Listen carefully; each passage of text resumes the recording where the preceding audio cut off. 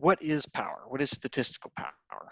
Um, when you run an experiment, you obviously want to identify factors that are affecting some response. You want to estimate something about the level of effect those factors have on the response. So you might be in a screening situation where you have a lot of factors and you're just trying to figure out which has some level of importance on their response, or you're probably already done some screening and now you're trying to narrow in on what are those effect sizes. In either case, the size of the effect is what matters. And there's a lot that goes into planning these experiments. One of the most obvious ones being, how many samples do I need? Most popular question that statisticians get, probably. So one way to evaluate that is to kind of say, well, maybe there are certain effect sizes that I'm interested in. And so if I assume that that effect size is present in the population, if it's really there, then do I have enough samples to capture that? And that's what power is trying to get at. Essentially, it's saying, given the amount of data I have and certain other key assumptions, which I'll cover real briefly in a few moments, what's the probability that I would detect a certain effect size given my data? That's the definition of power. And there are kind of three key items that we'll be kind of talking about here that go into a power calculation. And the most obvious one is, of course, the sample size. Obviously, the more samples, the more data you have, the greater you have a chance of detecting a certain effect size, especially if it's rather small. You need a lot more data to detect something pretty small. So that's the most obvious one, and that's the one that everybody asks about: how many samples do I need? The other one that people are probably aware of, but it's a little more cautious on how you handle it, is the noise. How much uncertainty is present in your population of interest? Usually when you design an experiment, you're able to control some of that, but there's always going to be a little bit of residual noise. And so we need to have a good idea of what that is when we put in our power calculation. Of course, in reality, we never know that with absolute certainty. It's very rare if you do. And so you usually have to estimate it or use some sort of prior data to try and get an idea of what that is. But it is a key ingredient in the power calculation. The reason, if you're trying to detect a small effect size, it's going to be much more difficult if there's a lot more noise than what you're trying to detect. Usually that means you will have to increase your sample size to get there. A third one that people might not realize is the model itself, the response distribution. These also play a role in the power calculation. In what way are the factors affecting the response? How do I model that? How does the uncertainty in my response exhibit itself? Is it a nice normal distribution, a nice bell curve, or is it something a little more complex? That's going to affect how we compute the power because of that. Okay. Now, in the ideal case, usually when you hear power calculation, you think of something like a simple t-test. I have two sample groups. I need to compare the means to each other. I want to find some mean difference that I'm interested in. How many samples do I need in each group? Maybe it's a one sample. I just need to say, what happens if the mean is some value versus another? You might have seen standard power curves like this. These are based on a known function that relates the sample size to the power given some other inputs that I'm not showing here, but this is kind of nice because then you can kind of see what are your gains and losses as you increase or decrease your sample size. And that'd be nice, but that only really happens in these very simple cases. And when has life ever been that simple? So usually we're running into more complex and messy situations. For example, with the simple cases, we assume the samples are nice and independent. We have two independent sample groups. All the samples I've collected are independent. Sometimes you don't have independent measurements. You might have a soldier that's conducting multiple exercises. And so each of those exercises, if you're comparing those to another soldier doing the same exercises, you've got an effect from the soldier. They're just going to be doing things a little bit differently. That's just how it works. So you'd want to account for that. So you might be thinking of a mixed effects model. You might have something like a longitudinal study. Maybe all these soldiers are doing the same exercise at in the same order. Okay, now we need to account for that type of effect. Your responses might not be even continuous. They might not follow a nice normal distribution. You might have pass-fail data, which is very common, count data, percentage data, something where you could approximate it with a normal distribution, but ideally there are better distributions that are more appropriate, and you'd want to account for that in your modeling. They may not even be entirely complete, especially if you're doing reliability testing. If you're trying to assess the time to failure, let's say engineers, when they design products, they design them not to fail. But when we test them, the statistician would kind of like to see some failures. That's how we estimate things. But so you might run into cases where I only have a certain time limit to run these tests, and I don't expect all the devices to fail. Ideally that's kind of good. We don't want them to, but it makes the estimation more difficult. How do we account for that?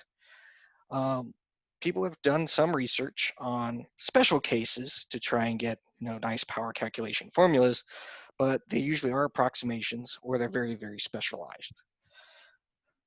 What I'd like to kind of show you is a high-level general approach to how to tackle these.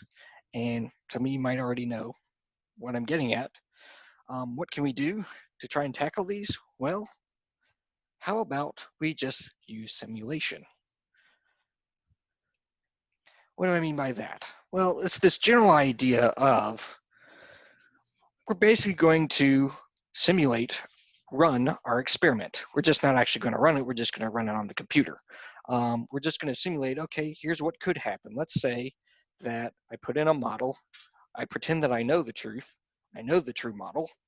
And now I'll have my computer run the experiment, and I'll have it do it maybe 10, 100,000 times.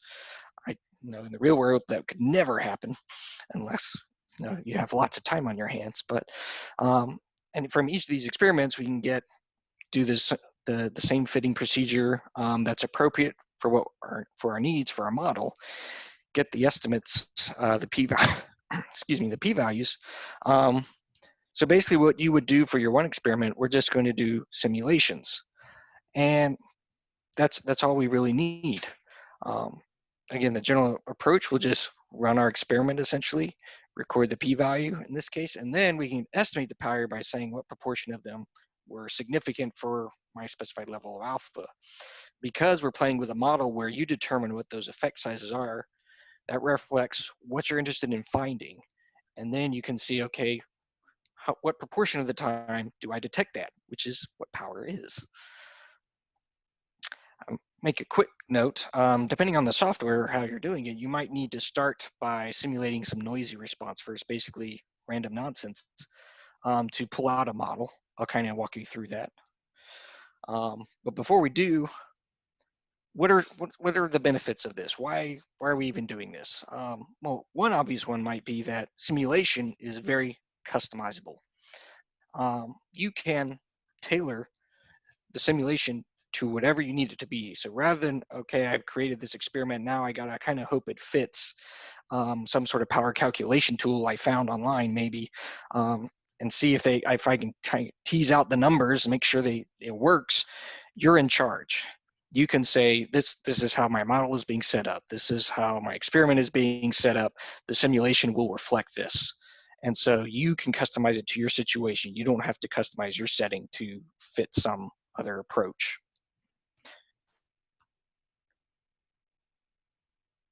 Okay, checking some questions there. What are some other benefits? Well, computing power now is pretty strong, so it should be relatively fast to do. You don't have to go overboard on it, but with a relatively large number of samples, say 1,000, 10,000 or so, you can compute it really fast depending on your computing system. Of course, there's no such thing as a free lunch. There's some costs to this. One of the big ones is you might have to balance the accuracy with your efficiency. And that's more to do with the complexity of your model. So yes, we have fast computing power, but if you have a rather complex model that you're running, and depending on how you're fitting it, you you might not want to start off with a lot of simulations up front. You might have to balance, I need to run some quick ones to get some quick numbers, and then I can maybe run them for a little bit longer to get more accuracy. But ultimately, one of the biggest catches to this is, unlike that nice power curve where we could clearly see, okay, as I can clearly see the relationship between sample size and power. Because we're in more complex settings, there's kind of this back and forth that you would need to do. You'd run a few simulations, record the results, run a few simulations, record the results. And there are ways around that, and I'll show you some tricks that I've got that kind of make it easy to play around with the numbers, but you're not going to have this nice curve unless you do a bunch of runs, a bunch of scenarios. You might not have a nice curve, but you can still tailor it, you can still explore, and I encourage that to explore different scenarios as you're walking through this. It just might be a little more involved. So with that, I'm done with the slides for now. I'm actually going to go off to this software and show you examples of how this works. So let's go here. I've got two of them. I've got R over here, and I've got jump, because of course jump. And the way this is going to work, I have for you 5 scenarios that each exhibit something unique to it. We'll see some mixed models. We'll see some models where the response is non-normal. We have an example where we have nested factors in the design. And I'll walk you kind of through that. I'll probably spend a little more time on the first 2 scenarios just to kind of walk you through the approach. But after that, it's pretty much this rinse and repeat. You're just changing it for your specific scenario. What I'll probably do is I'll show you the first scenario in jump, and then I'll show it to you in R. In the R file that you have, you'll see the first 2 scenarios there. And so I might briefly run through the second scenario here in R, but at that point, they're both following the same procedure. It's just different software specific things that's going on. Okay, so I'll start here in jump. Let's start with this first scenario. We're going to have a mixed effects model. It's a pretty straightforward one. We have 10 soldiers. They're going to participate in a series of 6 missions. And these missions are going to be categorized by the type of mission and the time of day. We also have another factor, sort of a covariant factor, in that we can't really control it, and that's the soldier's experience. Half of them will be experienced, the other half unexperienced. We're going to use a trick in jump called one-click simulation in Jump Pro to illustrate the simulation process and kind of show you how easy it is in some of the software that's out there. So here I've got a design that's been generated, and I've got some columns I've already prepared, but I'm going to sort of walk you through the setup. So let's say I've generated this design. It initially has 60 runs. And so what do I need to do first? Well, I mentioned in my slides that, you might need to kickstart things off by, let's create a fake experiment. So the way I did that is I generated a column. I'll show you the formula. It's just random noise. That's all it is. So I'm just going to take that, and I'm kickstarting it off. I'm just going to fill it with some random noise, random nonsense. So I can go in to jump and fit the model. Here I've got some stuff already kind of set up. I'll keep it kind of simple. We'll have the main effects for each of them and some interactions, all the interactions. We'll keep it up to that level. Here we've got a random effect, the soldier ID. So that's where our mixed effect comes in. All right. I'm going to keep everything here the same. Usually this is checked. I'm going to uncheck it because I don't like negative variances. And I'm going to run it. Now, there's going to be a bunch of estimates that pop up. Let me move this out of the way. Again, you don't have to pay attention to all these numbers. These are all random nonsense. They're just things I needed. The reason I'm pulling this out is I want to pull out the model. And the way I can do that is I can come up here and I will save columns. I'm going to save the conditional prediction formula, which I've already kind of got it saved out here already. I'm just saving it again so you can see how that works. The reason I'm pulling that guy out is it includes, so here it's just got the model that it's using. These are all the parameter estimates. Again, here they're nonsense because my data was nonsense. I'm using this because I wanted to pull out this. These are the random effects. So this is essentially the individual prediction model. It's conditional because it depends on the um, random effects. Okay. What I would then do is, at this point, I could change these numbers to whatever I wanted. That's the JSL code. If you're scared, I'll keep it simple here. So again, I can change these around and play with numbers, whatever I want. So in this case, I'm using the sort of the dummy variable approach. There's a slight difference in how Jump initially does it.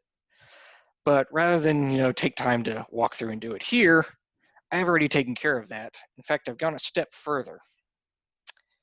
In this column, which I'm calling the sim formula, I've already taken care of that. And I've done something. First of all, I'm going to skip this first part. I'll come back to it, don't worry.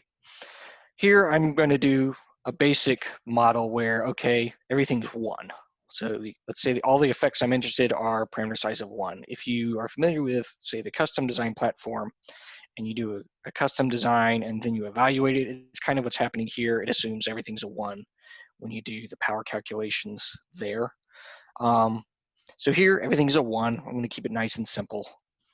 And then here, for the soldier ID, I've done a trick, because if I just input, so if I took all these random normals, which is here representing the random effect, I'm going to randomly simulate an effect for the soldier using standard deviation of 1. So this would be the other thing you'd want to change is, what do I think the random effect might be? And you play around with that. I'm using this trick because if I just put in random normals here, where it was before, rather than a fixed value, I put a random normal, well then for every row, it would soldier TP1, the first time he occurs in the design, he'd have one value, and then the next time he occurs in the designs, he'd have a different one. It's going to randomly do it every time you do a row. So because of that, we use this trick to say, well, if it's the first row, simulate these values. If it's anything else, well, they'll stay as they are. So this is how we can fix the random effect for this particular evaluation. So this way, TP1, wherever he occurs, he's going to have the same value. So I'm just defining a value here. Should be with the Jump scripting language. There's the way to do it. And then I'm just going through and plugging those numbers in. And the other thing I do is I add my random noise. Again, I'm keeping it at 1. So here's where you would go in and you copy the formula, then you just plug in what values do I want to explore. These are the interaction terms. I'll just make a note because of the way I'm doing it. So high, low, let's say. So a 1, 0. Because of that, I can do the 1, 0 here, but all these guys get zeroed out. Okay. So if I click apply, it runs it. So I've got this sim formula. Okay, so why have I done all this other than fun with formulas? I'm doing that because now, again, if you're in Jump Pro, what I can do is, here's the fixed effect test. These are what I'm interested in. This is what I want to calculate my power for. I'm going to go here under this. This is your p-value. Again, they're all insignificant here, and they should be. There's nothing going on. If there was, well, that's a random fluke. But I'm going to right-click, and notice here at the bottom, I have something called Simulate. I'm going to click that, and now this little window pops up, in which case it's asking, what column do you want to switch out? Here, this is a fixed value column. I'm going to switch it in with this guy. This is the formula I just created. This represents the model that I'm interested in calculating power for. These are the effect sizes I'm interested in. Okay, how many times do you want to do it? How many simulations? I'm going to keep it small, 100. I could do a random seed if I'd like. I'll do my favorite random seed. And then I click OK, and it should be very quick. There we are. If it's a little longer, there will be a table, a window that pops up with a little progress bar to help you keep track. But in this case, I've just done 100 simulations of this model. The nice thing here is when we use the p-values there, Jump realized, hey, you're doing simulations on p-values. You must be wanting power. Why, thank you, Jump. And what it does is it opens up a special window of the distribution platform where now I can look at these boxes down here. The rejection rate here is your simulated power. It's my approximation for it. So here it's saying if I had alpha equals 0.05, so 95% confidence level, I had about 81% rejection, so I have about 80% power to detect if my experience factor effect size was 1 in this case. It's a little lower here for the interactions. And then for some of these, it's apparently like, well, you have plenty of data and such to get what you want. But now you can kind of use this to assess where do I stand with this number of samples. And at this point, you can change things up. You can say, what if I change the random effect variation? What if I change the noise? What if I change the effect sizes? You could also change the number of samples and then rerun it to see how that changes things. So you can kind of see this is the way you could approach it. You can start off with small simulation sizes, and then once you've narrowed in on some key scenarios that you're interested in looking at, you can maybe for those increase the number of simulations to get more accurate assessment. Okay. All right. So that's pretty straightforward for that case. Let's transition over and see how you would do it in R. So we saw how to do it here. I'm going to exit out all these. And again, you should have access to this journal, so you can play around with it. Excuse me there. In R, the same type of approach here. I'm just pulling in some libraries that I need. It's kind of the same idea. First of all, I'm going to prep some noise data. And I'm doing this just to pull in the model. So here I've got the LME4 package. That's where we get our linear mixed effects models, which we fit with the limmer command, LMER. So we've got my random response, all my factors. This design here, and I'll run these real quick, is the same design that's in JUMP. If we want to pull it up just real quick.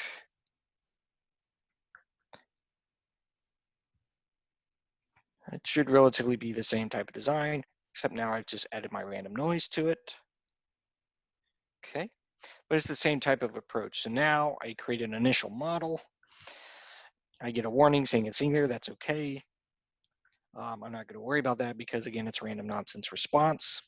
If you have any questions about how any of these commands work, you can just do the question mark limmer, and over here on the side, I've got it minimized. R, of course, has nice documentation there on how to use all these.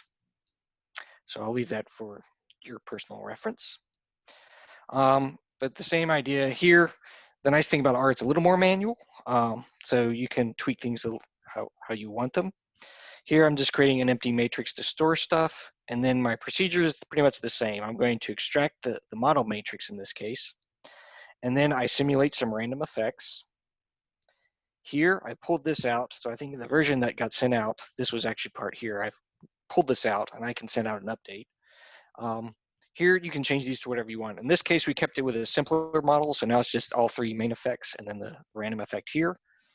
So in this case, there's the intercept and then my 3 effects. Here, this is basically me running the experiment, the fake experiment.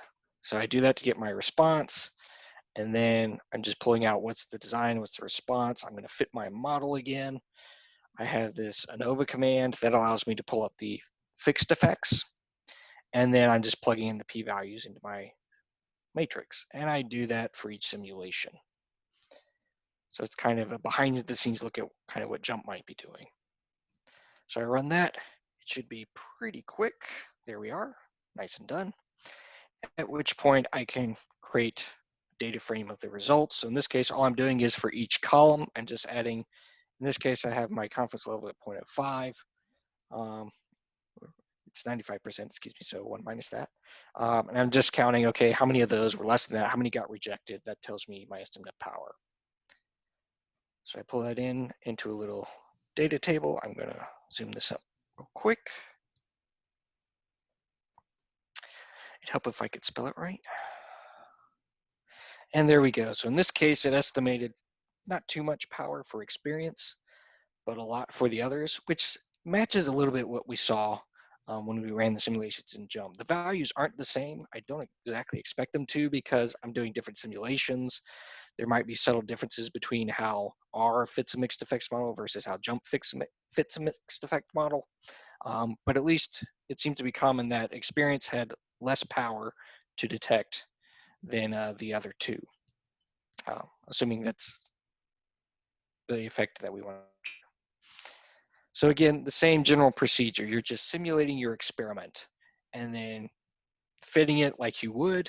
And then we're just saying, okay, now that we've done all these simulations, what percentage of the time did we reject, which is the power that we want to know. And again, it's very customizable. All right, so I'm going to leave this to here because our next scenario, as you can guess from the name, is we're going to look at a longitudinal approach.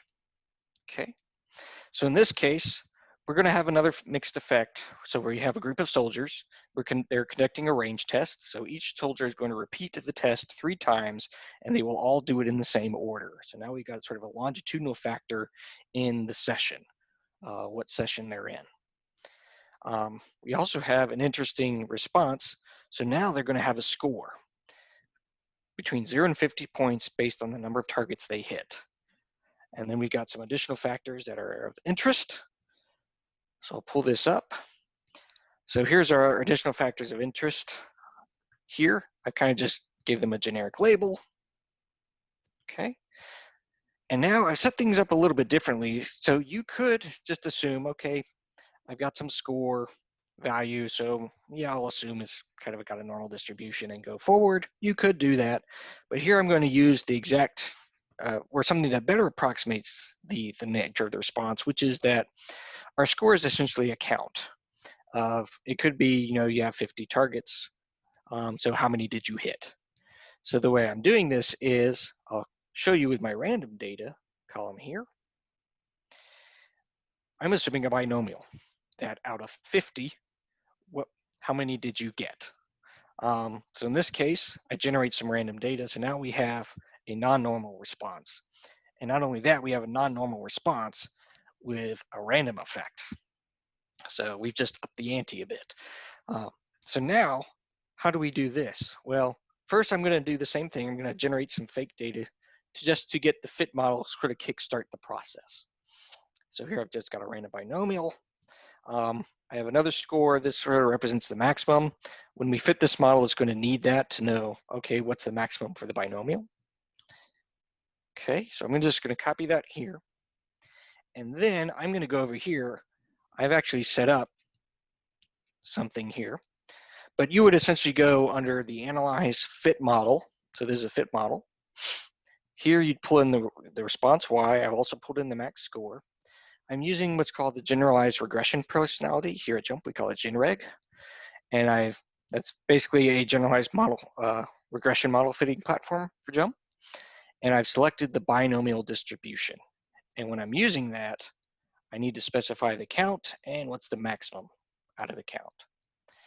I've gone in, excuse me, I've put in my effects. So now I'm just going to have a main effect for each one. I've got my ordinal factor session, that's representing the longitudinal part. And then I've got some interactions with session. So I just click run. And again, it's going to estimate parameters, but we're not interested in those because that's all based on nonsense. We're interested in this portion down here. It's done a sort of logistic regression on the probability of success. So here's all the individual parameter estimates. I'm interested here below in the effect tests. So what I would initially do here is I would save the column that contains the formula that I'm looking for. In this case, what's nice about the GenReg platform is when you select Save Columns, you can actually output a simulation formula. It's aware, in fact, it even says here in the description that you can use it with the Simulate feature in JUMP Pro. Oh, perfect. So I'll save that out. I've got a duplicate here. I'll kind of show you why. But I want to show you this real quick. When I look at it, there's a lot going on here. I apologize, but essentially what it's doing is, here's the model. So this would be equivalent to what we got with the conditional predictive formula. So it saved the model. Okay, that's all here. So there's all the factors and their interactions. Logistic, it's doing a logistic transformation. So we've taken care of that. We've got our logistic model representing the probability, our max score, our random binomial.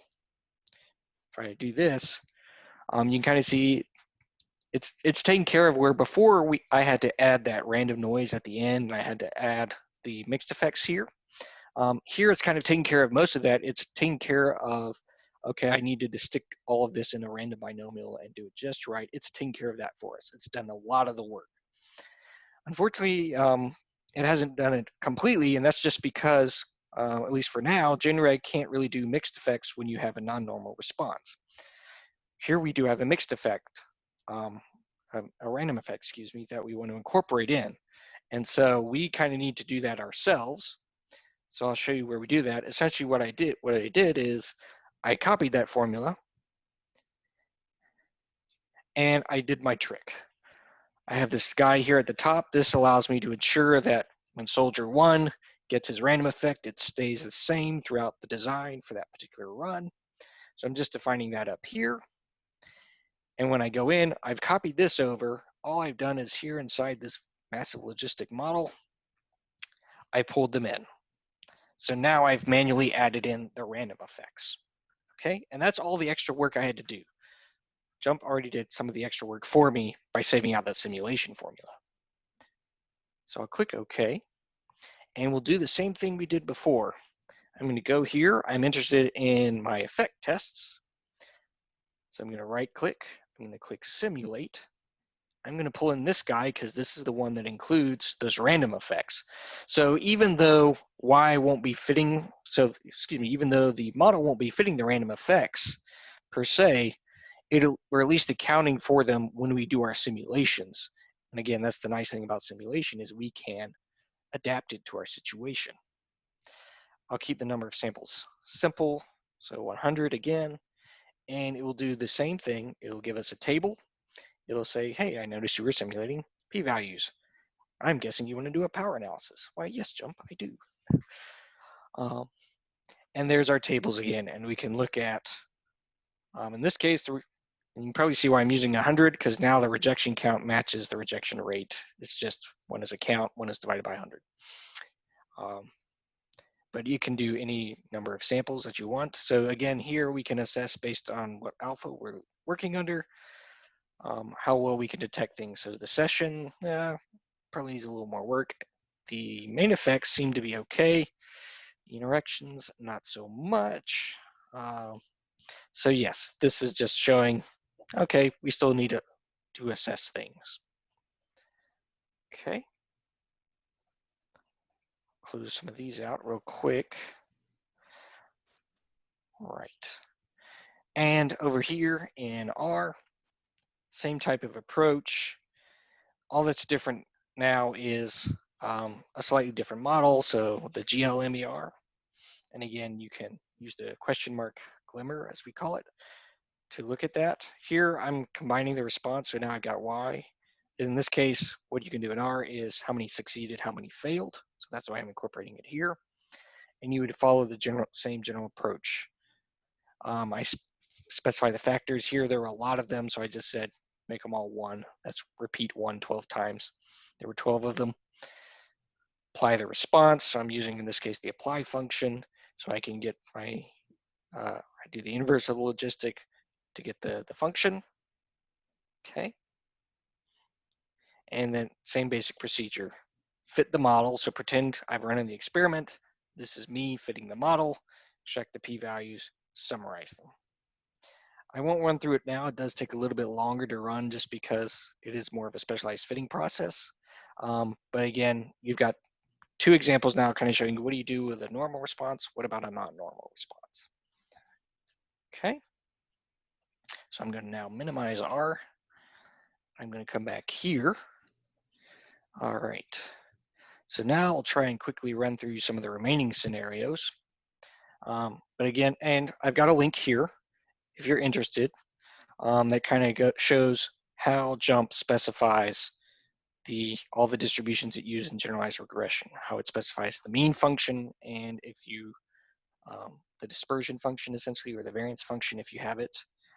This is a great resource for you to understand how it's doing that, so you can make sure it matches what you're used to. Okay.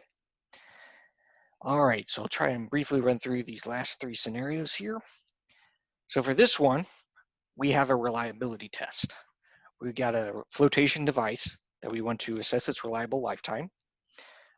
It has certain criteria. It has to last 30 minutes with at least 90% reliability.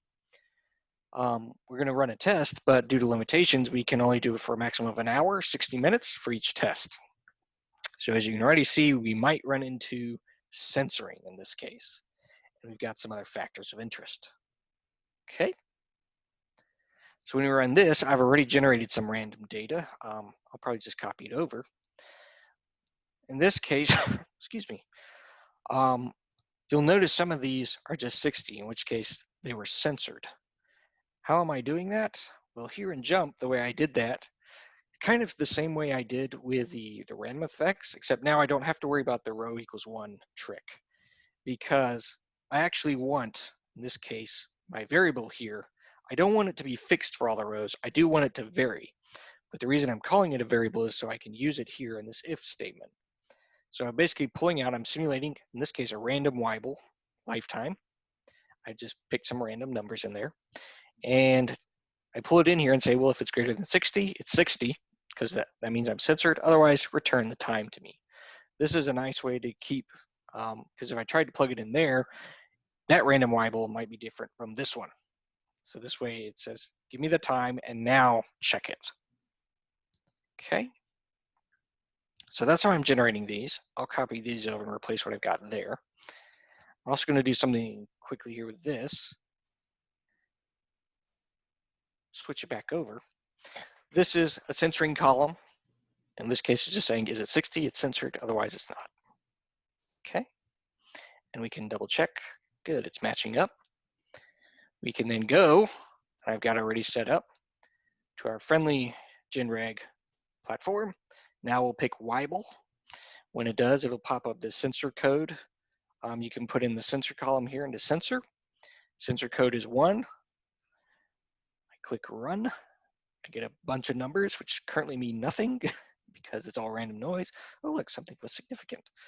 But it really isn't. And we'll do the same trick. I would save my simulation formula.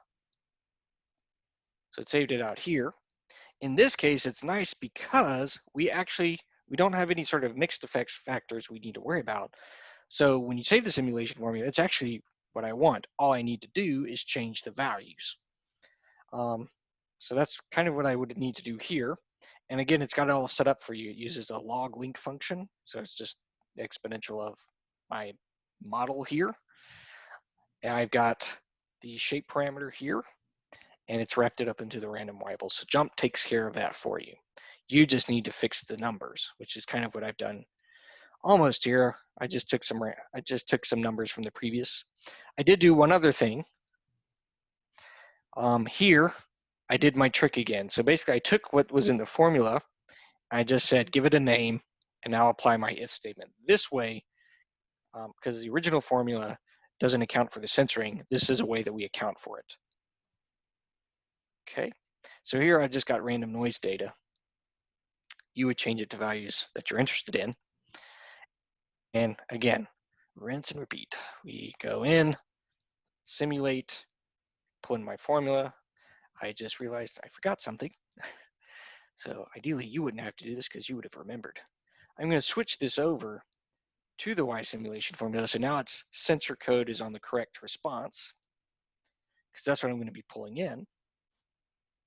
So now I'm going to do what you would be doing at this point. I'm going to switch in simulation, 100. And there's our table again.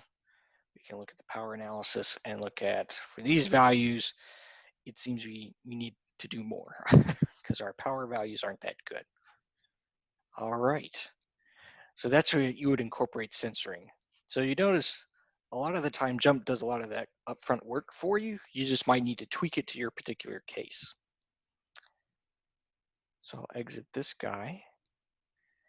And then scenario 4, this is where we have a test on measuring the effectiveness of a weapons platform. We have a nested factor. So we've got the fuse type is nested within the target. Okay, so we have a nested design.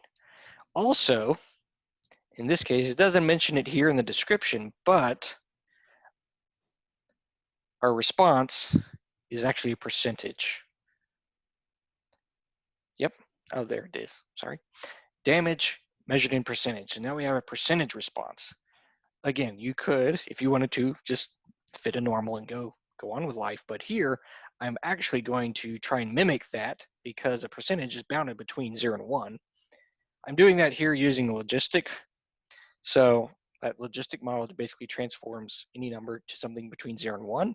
I could have also done a beta distribution. So I could have gone here under statistical.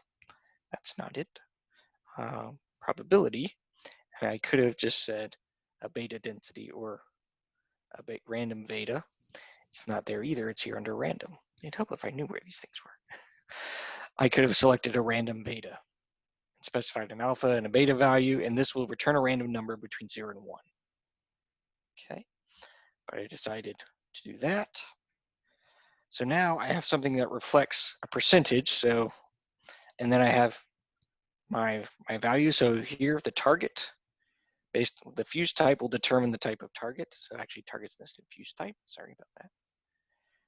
But the same type of approach. The key aspects are, again, making sure you got the proper response distribution, and then making sure you got the right model.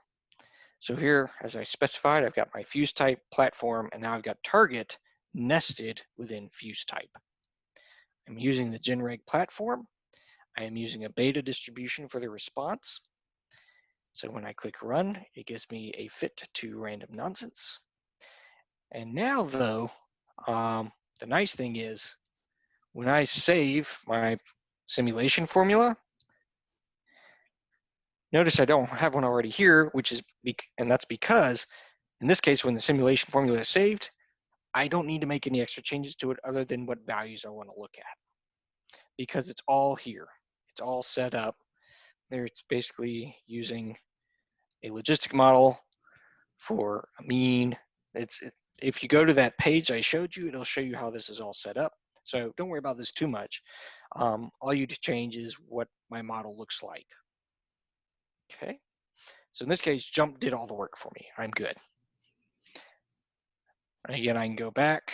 I probably won't run through it now, but you'd right-click, simulate, and you'd go on. So it's very straightforward. All right.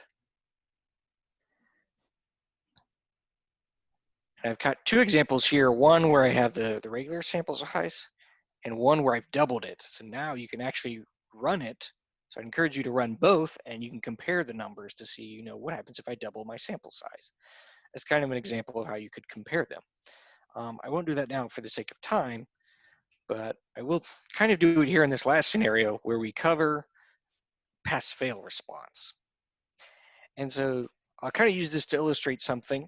In this case, rather than changing the number of samples, we might change the way the samples are allocated. So this is going to be a quick example of how you can use this to compare. So I'll open both of these. Here, I'm interested in comparing two systems and how well they detect concentrations of radioactive substance. So we've got our increasing levels of concentration. We know that as it increases, it should get better. At least we hope it does. And so we're just interested in how well do these two systems compare. So I've got here the number of alarms that were that we got or simulated. I've got a simulation formula here. So this represents, in this case, the model that I'm kind of interested to see if I can detect. So here, you've kind of got it buried in here. I've got a model based on the concentration. And here, what we're comparing is, so what if, in this case, I happen to be very lucky and got lots of samples. I'm going to allocate them all to each level equally for each system. So again, I can run it. So I'll run this binomial model. Here, system is the only effect we're curious about because we know concentration, it definitely will affect it. We only want to know what's the difference there. So I've got the alarms, how many trials, that same binomial setup. I run it. I want the effect test. In this case, it's just one line. So I'll do a quick simulation of that. Okay. I'll run this power analysis and I'll minimize these guys here.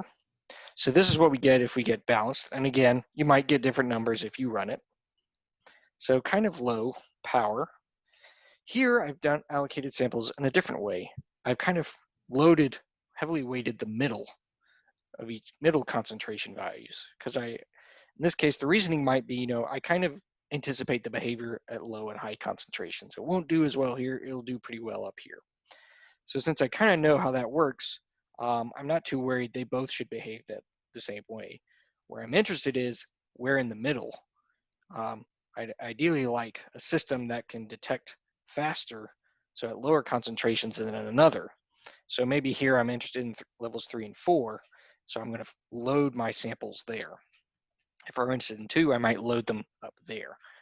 Okay, but I would run the exact same procedure. My model's the same. I go to my effect tests. I run simulate. I've got the same values in there. You can double check for yourself, but the columns should be the same in terms of parameters. Okay. Had it been good, I would have run the same seed, so I could have also compared the same. All right, and so I've got those. I'm going to minimize these. And here, now we can compare what happens when I go from balanced to unbalanced. In this case, I have, at least for this case, I seem to have more power in detecting the difference by loading in the middle versus an equal balance everywhere, probably because where they differ is somewhere there in the middle. By allocating more samples there, I'm more likely to detect that difference than if I spread it across and use samples in areas where I kind of know they're going to be the same. Okay. Why not include concentration? Because in both cases, I kind of know that they're going to be done in concentration, but actually, for the sake of argument, let's do that. Let's do that. I'm going to go back, so I'll exit these guys. I'll go here to the model this time. If I can click it, there we go.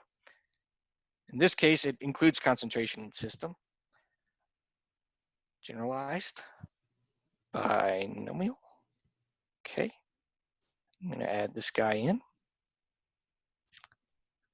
Let's do that. There's a plot.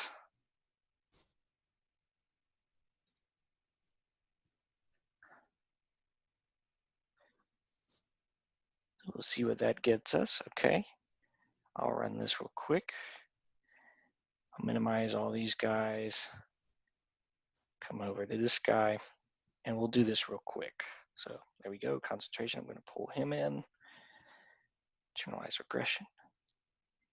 Binomial. So yes, it's clear. We can. That was a good catch. Thank you. I didn't notice that it was correlated there. So to be fair, okay, lots going on, lots of windows. Okay. In this case, if we compare the two, so again, in both cases, because there's a clear, I guess actually we probably would have done system by concentration if we wanted to be fair. I'll let you guys do that. So in that case, you can follow as I did, except now you do a system by concentration interaction. That could be something.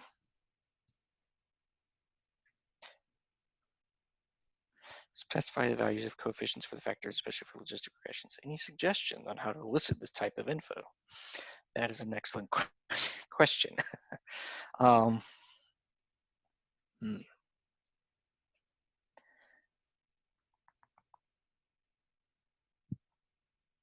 Trying to think, because I think if you're using a logistic model, you're essentially talking about the odds.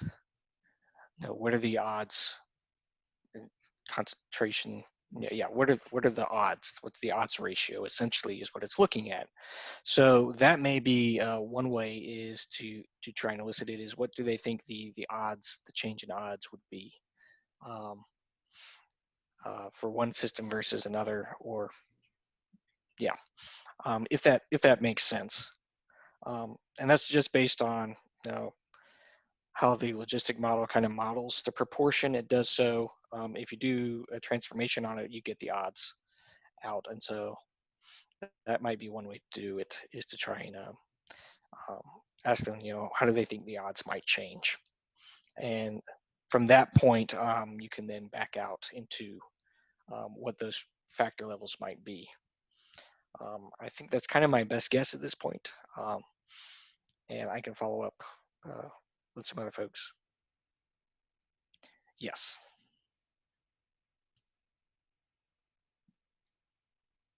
exactly. Specify the minimum difference in probability you want to detect, or the minimum odds as well. Okay, thank you. All right, so I don't want to cut into Ryan's time, so I'm going to kind of finish things out here. But that's the general approach. I will do one thing real quick. Yes, okay. For these first two scenarios, because you kind of notice I have to go in and calculate, put in these numbers for the random simulation.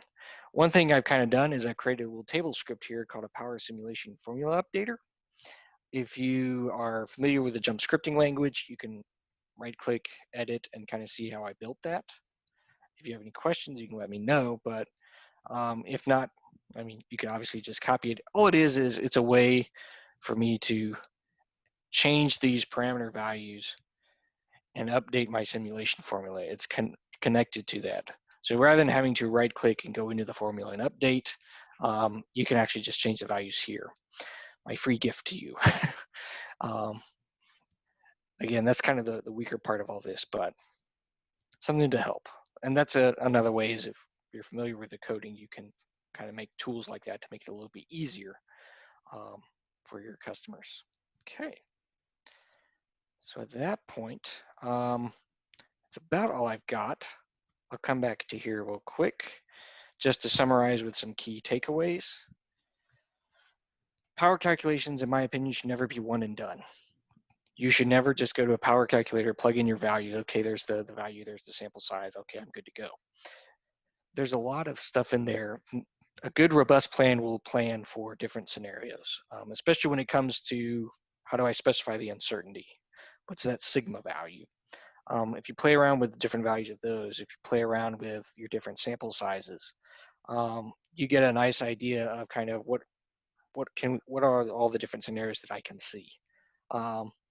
So that's something I always encourage is explore multiple scenarios. Never just present one option, present several when possible.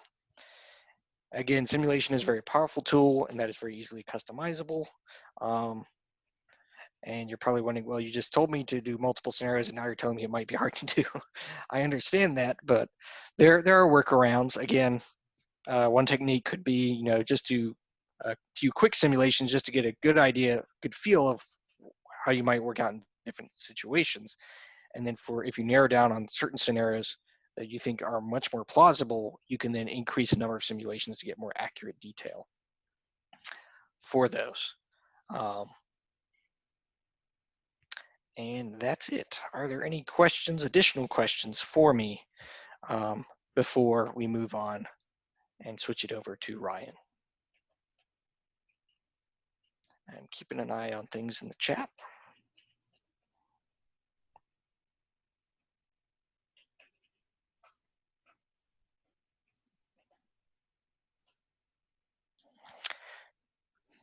Certainly. Yes, an excellent question. What if I don't have Jump Pro? Is there another way to do this? So the one way you could do it is you might do something similar to what I was kind of doing in R, where you're going to be, you can write it up in a jump scripting language yourself. So that could be one way, is to just write it up yourself if you're adept at that. Beyond that, trying to think, there should be ways. Trying to, sorry,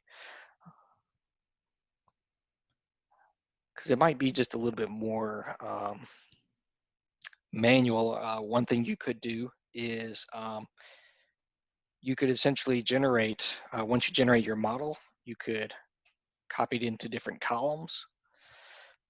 So let me do, that's not what I want. Okay, it's not gonna let me do that. So for example, sorry. So I've got here the alarms that I've simulated. There are different ways you can do the copy column properties. You can just mimic, and you essentially, so this might be one way. Notice that all I've done is I've taken the formula. It's the same formula. In this case, it's going to open all of them. Thank you. Didn't necessarily want that, but that's okay. Thank you, Jump. So one way to kind of approach it, but ideally you'd probably be doing some sort of simulation through coding. And I think the best way to kind of do that is you write your own JSL code, and it would look very similar to what you see in my R code. You would essentially say, I pick a column, I'm going to give it some noise, and then I'm going to call the fit model. And the nice thing is whenever you do some sort of fit model, you can save, let's see, save the script out. This is a technique that I use when I'm doing these types of things is, if I don't know what all the code is, you just save it out to a script window. This is available in regular Jump as well. And you'll be able to copy that out and basically replace it with the values that you're using. That's, I think, the best alternatives that I can give. Okay. Hopefully that helps answer your question. Let's see, we got another one. Multiple responses. All right. I guess it depends. That's an excellent question.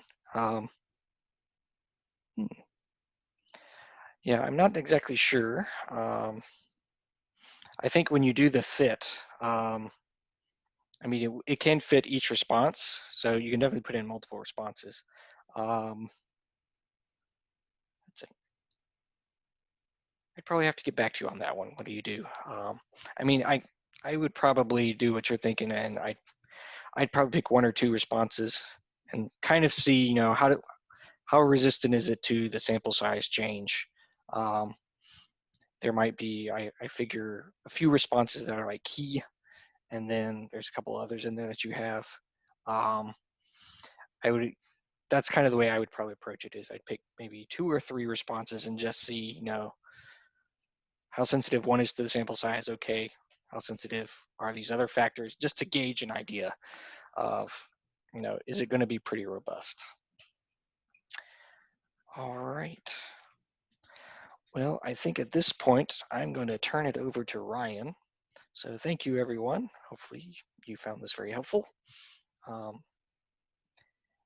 And without further ado, I will stop sharing and pass it over to Ryan. If you're still there, you go. So hopefully that made the switch properly. Yes. Okay, cool. So thank you so much for that, Caleb. And actually, I should just add as well that in the past, when we had, before Jump Pro had the one-click simulate, what often we would do is to essentially do what Caleb had shown with the fit model. And so you would still have that same simulation column, and you would have to be good enough at JSL to keep telling that column to update its response. Then go into fit model look in the column that has the p-values, grab those, and store them in the table. And it was always kind of a one-off. So I mean, you can certainly do it without Jump Pro. It was always just a specialized case each time, and it's certainly I would do it very rarely, and now I do it all the time with the one-click simulate. But now, so to move on to power calculations for categorical factors. And I should mention, so this is joint work with a couple of researchers at Simon Fraser. So Simon Fraser is actually my alma mater. And so every year or two, I make a trip back there. And so that's how this work came out, from visits to there. And so this actually just got published. I think it should be available now. So in JSTP, just a reference there at the bottom. So now, so power calculations for the real world. So Caleb did a wonderful job talking about some of those more difficult cases. But now what about just the simpler case of linear regression, right? So in your stat 101, right? I mean, power is still a big deal. And so here, I mean, we always talk about the minimum effect size, that significance level, variability, design characteristics, etc. I'll say for categorical factors, I mean, usually if you're just talking about two levels, right, when you think about something like an effect size, it's directly related to those coefficients in the regression model. So it's easy to just say, you know, I'm going to talk about something like delta. So you'll see, I'll talk about delta throughout this talk. And all I'm meaning is just the max minus the min over the design range. And so a delta of 2, that means the difference is 2 between the max and the min. That's kind of like a beta of 1 in your regression model. So in the continuous case, all I mean is that if I've coded my continuous x to go from -1 to 1, I'm talking a delta of 2 means the difference between the low and the high. So this would kind of be like a beta of 1. Now, likewise for a two-level categorical, right? I mean, this is pretty straightforward. Here I'm using the sum to 0 constraints, but I mean, you can see if I'm talking about a delta of 2, just means the difference between level 1 and level 2 is going to be 2. And I mean, I could swap where the max and the min is, but at the end of the day, all I'm saying is that, well, I'm looking for a 2-unit difference in the response between that high and low.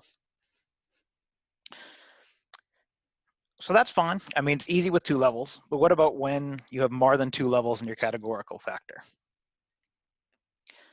I'll say in this, so typically, at least when we're talking about power in an experiment, we're looking at the overall effect rather than individual parameters. So in part because that way we don't have to worry about, well, what coding is somebody using versus somebody else? Am I interested in individual parameters? You know, am I looking at the difference between a certain level versus the overall mean? But so that's why usually we look at this idea of an effect test. Right. So here my null hypothesis is just that all the treatment or all the levels have the same effect, and the alternative is just something is different. Right. It doesn't really tell us what's different. That's where usually we have to do some post hoc testing. But I mean, the first step that we always do is just check, is that categorical effect significant? Right. Which is, this is what we're testing.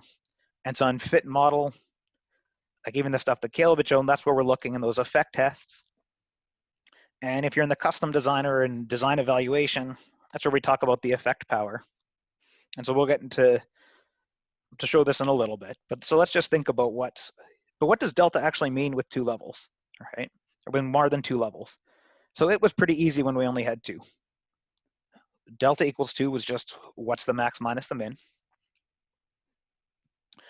Now, before I move on, I'm just going to make some notes. I'm just going to assume that my noise is fixed here at 1. That way I'm only talking about this signal to noise or this delta in terms of the max and the min. I'm going to fix my alpha just for the examples for the sake of simplicity. And these categorical effects, I'm going to use the sum to 0 constraint, in part because I'm going to be using jump to show off how to do some of these. And in the design evaluation, we use the sum to 0 constraint. But regardless of what you're using, so I mean, all of this still holds. This is more to show it off.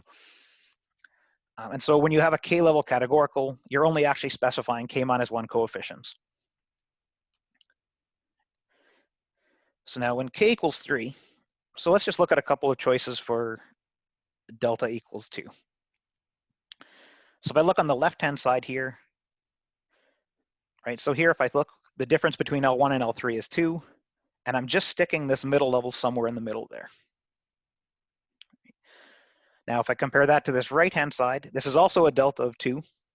So if I actually take the max minus the min, the difference is still going to be 2.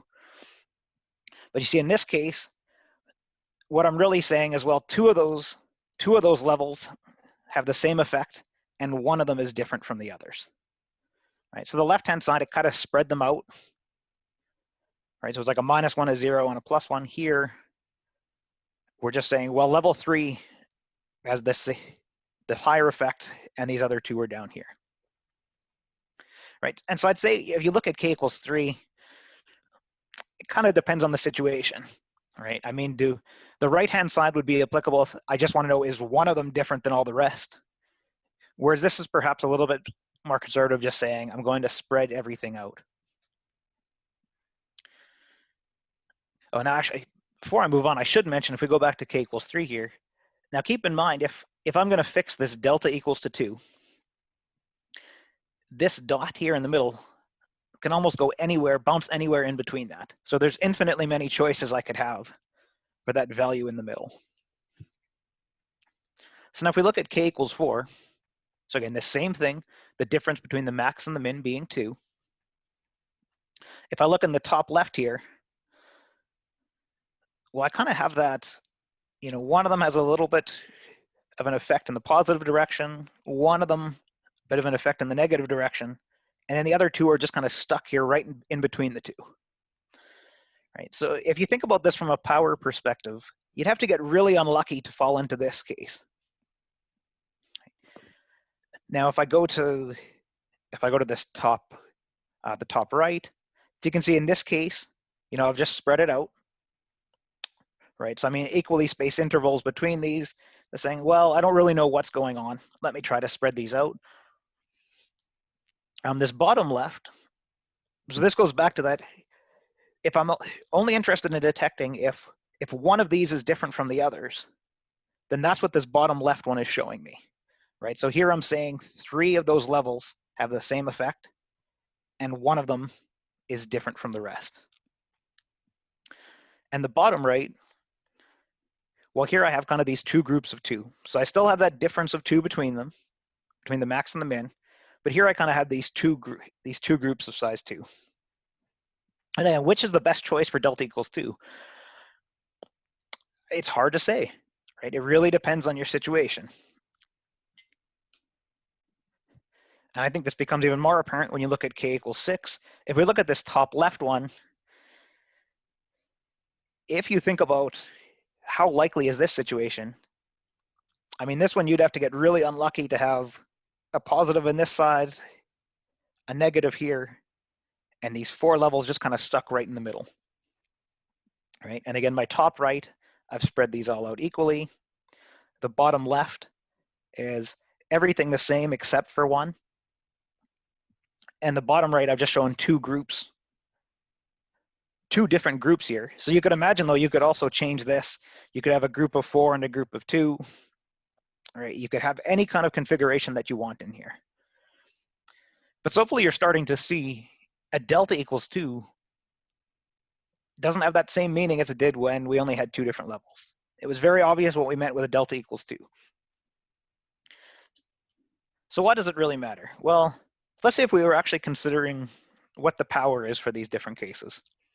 So let's just say if I had a 24 run design, and in this case, I'm not looking at any additional factors, but in the paper, we do consider, I mean, the actual design itself, where we are looking at other factors. So in this case, each of these levels would be replicated 8 times. And we see, well, in this case, we actually get pretty good power for both of these cases. Right? So there's one where they were kind of spread out here. We get a power of, so 92% or 0.924. And likewise with this one where there was only one different, it's about 98. So I mean, in this case, you'd say, well, okay, if I'm only doing the 24 runs, this looks pretty good. It doesn't really matter what I choose when I'm plugging it into the power. So now let's just think about, though, for when we have 4, a categorical factor with 4 levels. Now I should mention here that the the top left is actually the worst case scenario, right? So if you wanted to be as conservative as you can be, right? In this case, you would get power of 0.755. Now again, so if you wanted to be as safe as you can be, I mean, that's what you would get. Now again, if you think about this though, for this configuration to occur, you'd really have to be pretty unlucky for your categorical factor to have this kind of a situation happening, right? And in fact, if I just relax that a little bit to just spread those levels out, right, then my power actually hits 0.8 or my 80%. So if you were aiming for 80%, in this case, you would say 24 runs was enough, right? And if all I was interested in detecting, well, was this one different than the rest, right? That's a power of about 91%.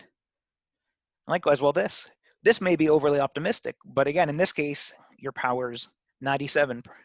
So you can see in this case, depending on what you choose, this would be a big difference as to what you're going to think about for the power in your design. I mean, if we move to k equals 6, so you can see this worst case scenario, you're probably not going to run this design, right? You'd say, well, my power is 43%. This equals spread. You know, we're getting to around 60%. The one different, about, you know, a little bit under 70. And this one's at about 92%. So I mean, you're seeing here almost a 50% difference in the power depending on what it is. Well, so you can say, well, what does it actually matter? Why don't we just take the worst case all the time? Well, again, more often than not, you're going to use additional runs to achieve the desired power, right? And in particular, this is where you have to ask yourself, well, does that worst case scenario even make sense to the experiment that I'm doing? Right, so I mean, it's going to cost you more money in terms of using additional runs. In order to make it work, right, if you're trying to hit a certain level of power, you may actually just drop levels out of consideration from your categorical factor. So I mean, you want to study them, but you're going to say, well, maybe this time I'm not going to consider them. And maybe you're missing something important because you're trying to get it to that desired level. And I mean, you may not even run the experiment at all, right? It may just be, you'll say, I look at that worst case and I just can't do it. Well, so this goes back, I mean, does that worst case even seem plausible? I mean, if you think about what that would, if you think about something like the k equals 4, did that worst case scenario seem like something that you'd even be worried about happening? But the other problem is, well, there are infinitely many choices once we fix that max and the min. All right, so if I just had that difference, a difference of 2, so a delta of 2, I can kind of do whatever I want with those ones in the middle. And so this is where this had kind of started. We said, well, this is similar to what the stuff that Caleb was just talking about. Well, what if we just start thinking about simulating, but instead of simulating kind of that random noise going on, what if we start thinking about simulating the configurations for those effects, right? So if you think about those values that are happening in the middle, what if we start thinking about simulating those ups and downs? Right? And so let's just say we have that vector of treatment effects under the alternative, right? So under the null hypothesis, if you're thinking of these treatment effects, I mean, everything would be 0 under the null hypothesis. And in this case,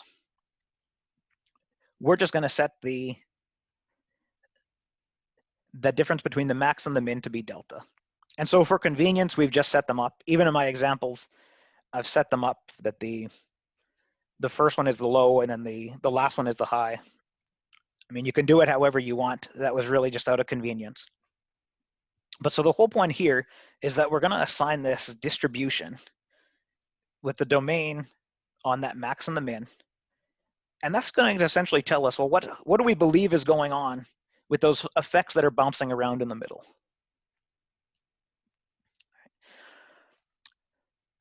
Now, I should just mention too, so, I mean, because I usually live within the jump world.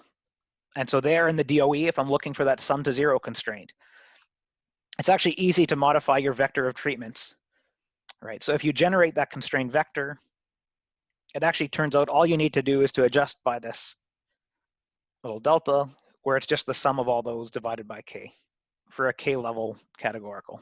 As you'll see in one of the examples in jump 2, I mean, it's easy to actually make that adjustment if you have the sum to 0, because I think you can already start to think, if I'm just picking some value in between that original +1 and -1, I'm not going to have the sum to 0 constraint. But again, it's easy to just generate the vector and adjust after the fact. So what do we get, though, by using this idea of simulating those effects within the middle?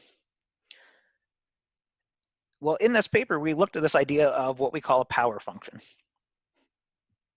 Right? And so effectively, it's just, well, what's that probability we're going to be rejecting H naught, which is what we're looking for at the power, well, given that this A star is true. But it turns out to get this, well, effectively, this is going to be over all possible values of that treatment vector from some input or from some distribution F. Right? And looking at it this way, so then that power function is actually a random variable for some given design D, and then under this domain. And I'll say in the paper, we looked at some cases where there are some cases where you can get an easy expression to calculate some of the things, but in general, the easiest way to actually look at this power function is just to simulate the treatment vectors to assess the power. And so you may ask, well, what are we actually looking for this F? Well, if I don't know anything about those inputs or those treatment levels, maybe I'll just choose that to be a random uniform, right, on -1 to 1. Just say let it bounce around on a random uniform. We looked at things like the truncated normal, which says if we want to be extra conservative, right, we can kind of center those values in the middle around 0. You could also look at something skewed to one side, where if you want that all but one different, right? So I mean, there's a whole bunch of things. So my personal favorite is just to use the random uniform, because that's effectively saying, well, I don't really know what's going to be happening with those treatment effects in the middle. Well, so what are the benefits of using that power function? So thinking about it like a random variable, and so doing that idea of just simulating those treatment effects. Well, now we can ask questions like, well, what's the average power? Right? So given that design, what's the average power I'm going to get using that distribution for the treatment effects? What's the probability that the power is going to be at least 80%? Right? So if 80% is my magic number, well, now I can have some kind of assessment that how likely am I going to be to get to that 80%, given that I didn't know anything about those inputs going in. And likewise, you can pick certain quantiles of that power distribution, right? So you can say, well, 95% of the time, my power is greater than some given number. And so with that, I sit here off to jump. Actually, maybe what I will do. Okay. Let's see if that's sharing here. Okay, so I have a jump journal here, just to show how easy this can be to do. Actually, let me just quickly see if I can see the chat here. Okay. Just making sure if there was no questions. I don't see any yet now, so I'll keep moving on here. Again, so here's just a simple case where I've set up that 24 run design. And this simple case evaluation. So those were the 2x2 that I was showing earlier. So one of the tricks you can use in jump is actually by calling evaluate design. And in evaluate design, we actually have functions that you can pass to the evaluate design platform saying change anticipated coefficients and get effect power. So in a case like this, right, what I'm doing is calling evaluate design, telling it, and here I should mention, so I have to take into account that I have that intercept as well when I'm doing the change anticipated coefficients. But all that I told evaluate design, I said, well, change your anticipated coefficients, which was, if I look at the power analysis, all I was telling it to do was to change those values, right, and tell me what the power is after I do that. Right, so in this first case, that was just a simple way of getting that 4-number summary. So then you can kind of take a look. So this would be an example of just saying, if I want to look at a few different scenarios, How can I go about doing that? And the real key to this is really just calling that evaluate design and using that get effect power and change anticipated coefficients. And so this is where too you can imagine, as complex as you want to make your design, you can do that same thing using the evaluate design. And so in the same way, so here I have this evaluate design again, and here I put in 100 simulations. And so this k equals 4 was just to show how to do it in a general case. Right, so in here, I'm just going to set my 1 to be minus 1, and the last value to be plus 1. For everywhere in the middle, I'm going to be generating that random uniform. And that tau equals tau minus mean of tau, that's just to set it to the sum to 0 constraint. Right, and what I'm going to tell it to do here, this is just to add the intercept. And again, you remember this was to make that sum to 0 constraint. But when I'm looking at evaluate design, I don't actually give it all k values. I just give it from the 1 to the k minus 1. But what I'm going to tell it is to change those anticipated coefficients to that random draw, get the effect power, and effectively just store all of them. So in here, I'm only going to do it I'll do this simulation 100 times, just for convenience. Now, so unfortunately, so like where Caleb had shown where it knew that we were doing a p-value in the past. So I don't have that benefit here. But what I do have, so this was effectively that effect power over 100 of those draws from the uniform distribution. Right, and so now, if I look at the distribution of these p-values, right, I can get an idea as to how many do we have that are going to be above 80%. Right, so in this case, so 77 of the 100 were above the 80%. Right, I can look at something like the 10% quantile was 77%. So this was something like this would tell me, you know, I have a 90% chance of my power being above 77%. Right, so this is a nice way to start looking at that power as a random variable. And now you can ask some of those different questions. What was the average power? And in this case, your minimum may not have hit the minimum because it was the true minimum, because again, we were just generating from that uniform distribution. But so again, one of the nice things with this is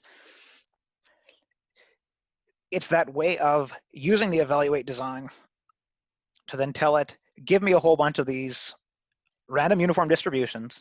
Now I can see, instead of just considering a best case or a worst case scenario, this lets me kind of mitigate the risk a little bit. I can say, I'm going to take a look and see just how bad does it look on the typical basis.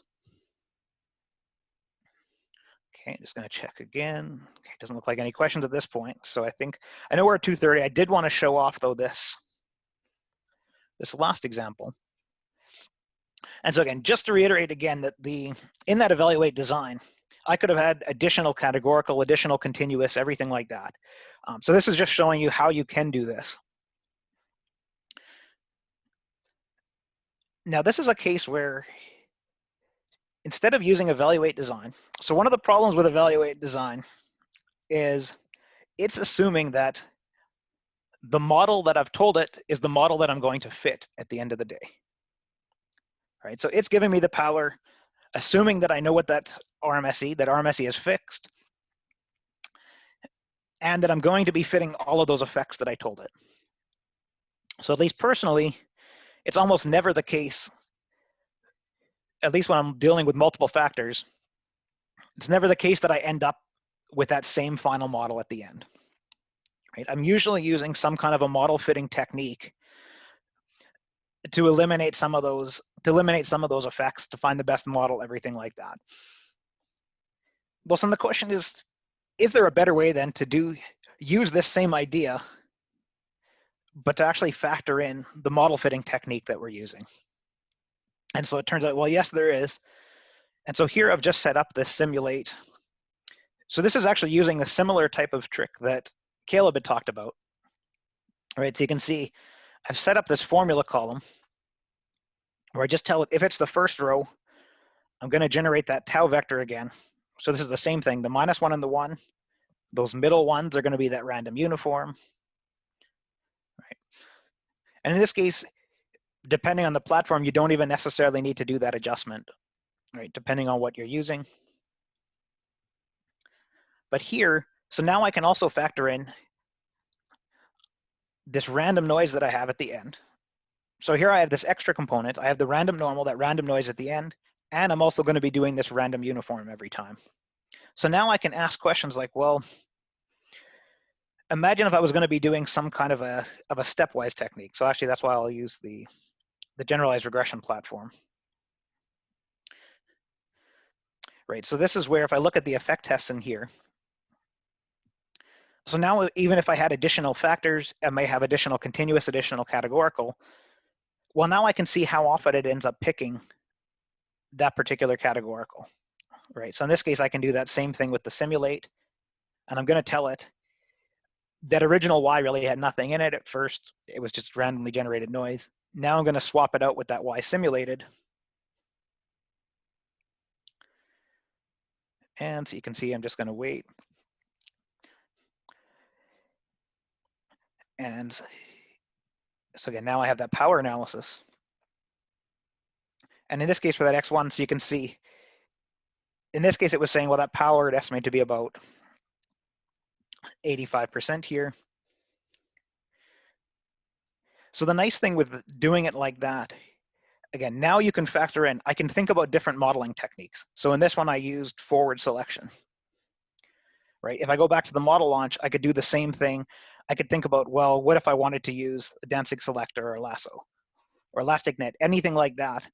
I can match my power analysis to how I think I'm going to be doing the modeling, right? So instead of just using evaluate design, where it's kind of that static model that it's going to be looking at the power for, I can think about how I plan to do my model selection and factor that into the way that I'm doing the simulation.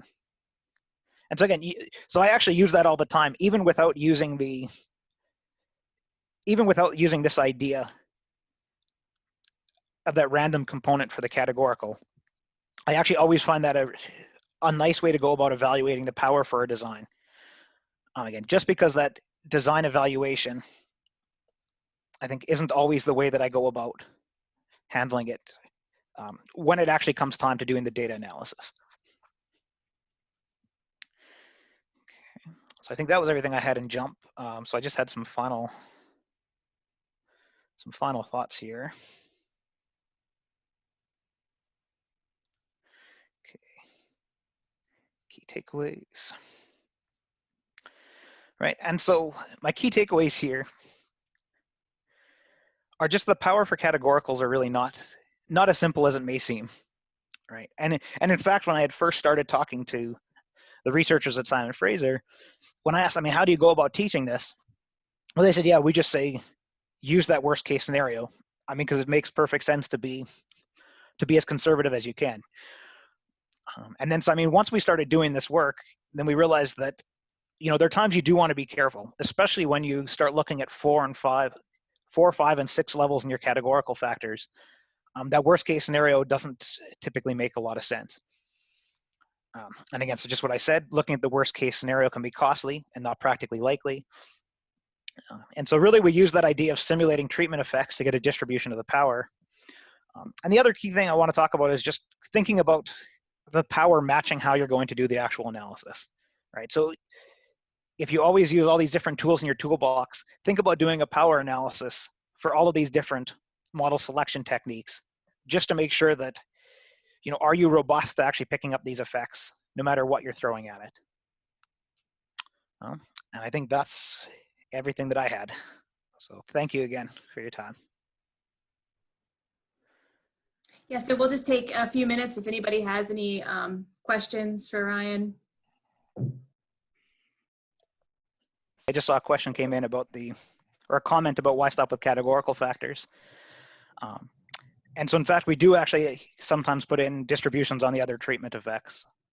I know, so some of the work I've done with Brad Jones, when we're looking at the coefficients for the continuous, we'll put something like an exponential distribution on those. Just instead of fixing it just at a particular value, we'll put some extra noise in that as well. So yes, very good comment. Yeah, Ryan and Caleb, I just wanted to thank you guys again. I thought I appreciate all the new tips and tricks that you shared with us today, and I think it'll make it super helpful the next time any of us have to run a power calculation. All right, and with that, I think I'm going to end the session. All right, thank you.